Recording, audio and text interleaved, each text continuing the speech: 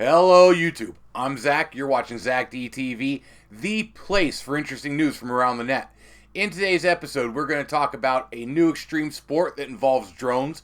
We also have a group that wants to turn your chicken pink, and we're going to wrap up with an app that will tell you what's on your plate.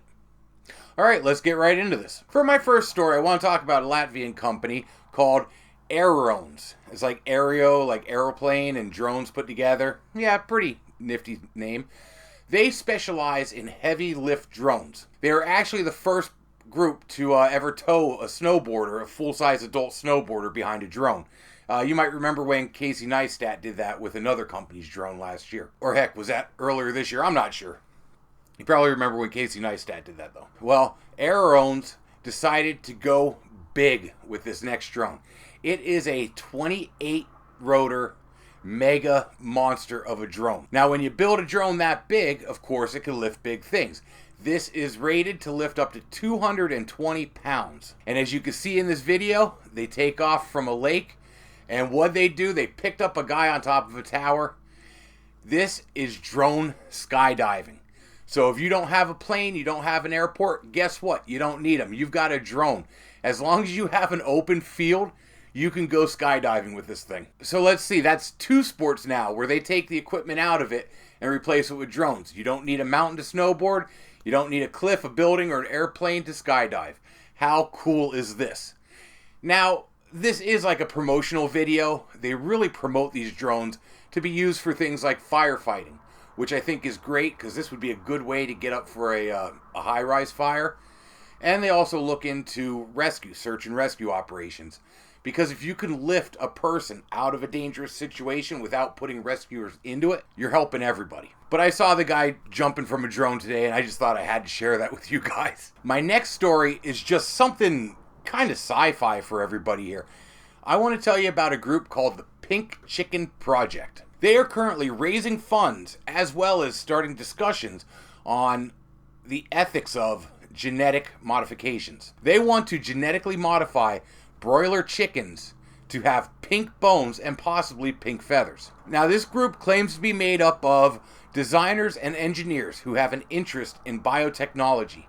And they're looking to use this newer technology called CRISPR-Cas9 to splice in genes from a beetle that is commonly used to make red food dye and change the color of our broiler chicken's bones to pink. They believe that by using this gene drive, they can modify the broiler chicken's complete species to have pink bones within 12 to 19 generations. And they figure this because of how short the lifespan is for these chickens. They're the largest bred livestock for human consumption out there. So they have a pretty quick turnover rate, about 6 weeks to a lifespan. So within just a couple years, they figure they could have every chicken that we eat coming to us with pink bones. Part of the reason why they want to do this is they want to show the future inhabitants of Earth when we came up with the technology to genetically modify organisms. I mean, to find fossilized pink bones in our landfills 10,000 years from now would be kind of neat, wouldn't it? And it would definitely show up in the fossil record as when we were able to change their bones. It's a glaring pink example of our technological advancements. And really just one hell of a way to leave a mark on the future. For my last story here, I want to talk about an app I came across. This app is called Not Hotdog. Can you imagine what it does?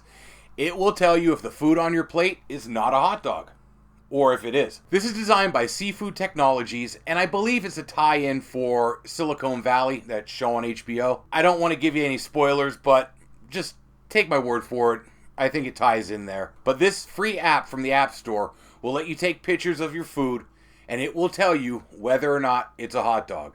From the reviews I found of it, it seems to work pretty well. It can tell the difference between like a shoe and a hot dog, like you see in this picture. The one downside I hear about this is it can't tell the difference between a real hot dog or a picture of a hot dog on a computer screen. So you take that how you will. But if you ever wonder if what's on your plate is a hot dog, this is the app for you. And on that note, I'm going to wrap it up. Remember, if you like what I do, your friends will too. So go ahead and share me on Facebook, Twitter. I do this 5 days a week, Monday through Friday.